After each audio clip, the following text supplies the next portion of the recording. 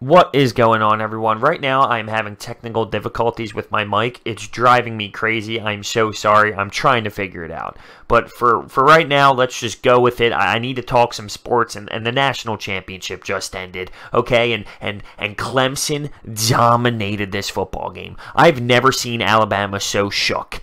Just out of it mentally, from Nick Saban all the way down to their kicker.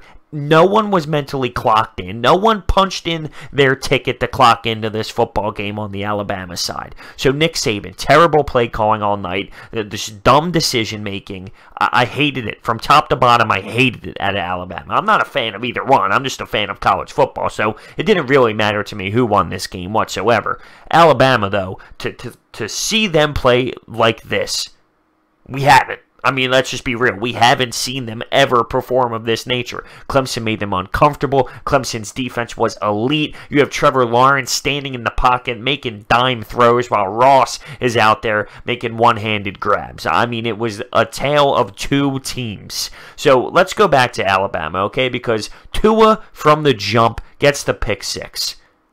Then he throws that terrible interception. I mean, horrible. You look at their defensive side of the football. Miscues. They don't know if they're in man-to-man or zone coverage. It's that bad. Their kicker misses an extra point.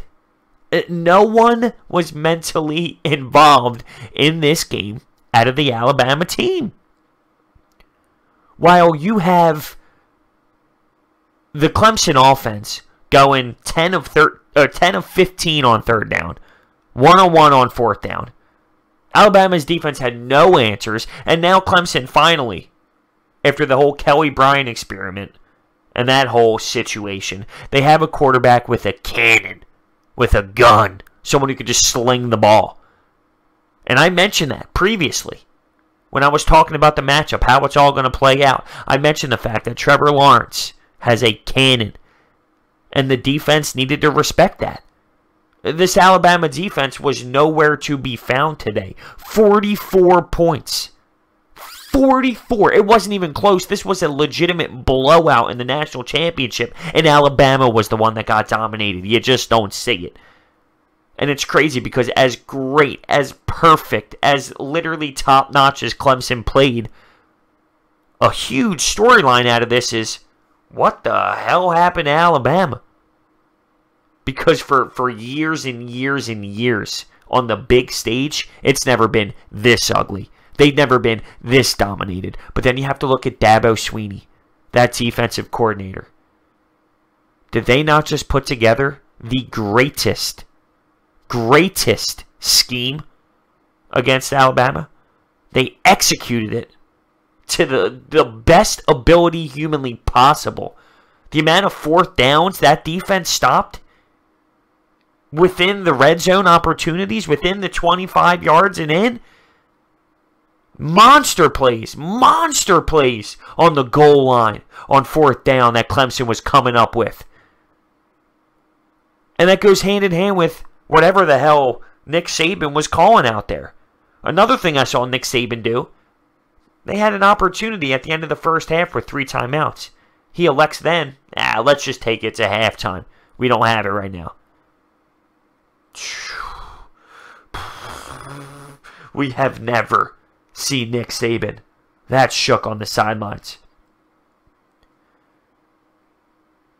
Clemson, these players, Trevor Lawrence, Ross, true freshmen, they got years to go. They are scary good now, and they're only getting better. The dominance in the pocket Trevor Lawrence has. The ability to hold on just a second longer to make sure he makes that throw.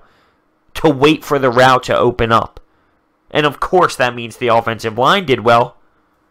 But the ability to stand in that pocket, take a shot if he needs to, just to make sure his ball is on point. And he has playmakers. That one-handed catch by Ross. I mean, Ross was out there all night long making top 10 Sports Center plays. It's kind of like I'm so stunned. I'm so shocked. Because I would have never thought in a million years the final score would be 44-16. At one point, Nick Saban had no answers. Nothing. He was trying the dumbest plays in the universe, and they weren't working either. You got to give credit where credit is due. Clemson has been preparing for this game for quite some time to make sure they finish the job. And I'm seriously trying to think if there was any humanly possible way to execute a game plan better than what we just saw out of the Tigers. I mean, I've never seen Tua play that bad, though. I mean, besides the after the pick six, he ends up throwing that monster bomb touchdown to respond to tie it back up instantly. After that, it was bad. Like, that second interception, that wasn't even close. I mean, even on fourth down tries, he's trying to make it happen with his legs. He's got the bad ankle. He comes up short. Alabama was out of sync. And it's weird. It's weird. It was kind of, I wouldn't say disappointing as a neutral fan to watch that because it's so odd and you never see it. So it wasn't disappointing. Of course, I wish there was a closer game. More of a fight. But it is when a powerhouse squad goes down. Not that Clemson isn't a powerhouse. But all season long, it's been about, can anyone touch Alabama? It felt like Clemson was an underdog. Could anyone put up a good, hard fight against Alabama? And to see them get knocked out like that, that was a legitimate knockout punch by Clemson. And Alabama took it on the jaw and got KO'd. So it's about responding now. I mean, Nick Saban has to look himself in the mirror. He can't look at his team and say, it's your fault. That starts with the top. I thought their game plan sucked. Their play calling sucked. They had nothing. Compared to what Clemson put in and the work that they put in and the execution they executed with. Amazing, though. I'm excited for the future. I'm excited for Clemson and their recruiting class with that quarterback. He's going to tear up college football for at least 2 more years. There's no way that there's going to be a better quarterback than him. I just can't imagine. For his age, to be that calm, to be that cool, to have that type of arm. Now, a couple times he run on an option. He kept the ball on an option. And he did use his legs. And he got hit. And a couple of them made me like, ooh, give me one of these. Ooh. I think he needs to learn maybe to slide earlier. Because he did get hit a few times. But when he's that calm in the pocket and just in general how smooth this kid looks out there on the football field, it's going to be awesome to see him grow as a player. I had a great time tonight, though. It's sad. It's always sad when the season's over. There's no more college football until next season. And this is one of the most followed seasons for me in a while when it came to college football. Because some seasons I'll go and I don't get to catch as many, but that goes hand in hand with when I played college hockey. It's, I'm on the road on Saturdays and I'm on bus tripping and I had a lot going on, but now that I'm a retired athlete, I have a little bit more relaxation time to kick back and watch sports now that this is my duties. So, let me know what you think down below with Clemson getting the job done and dominating.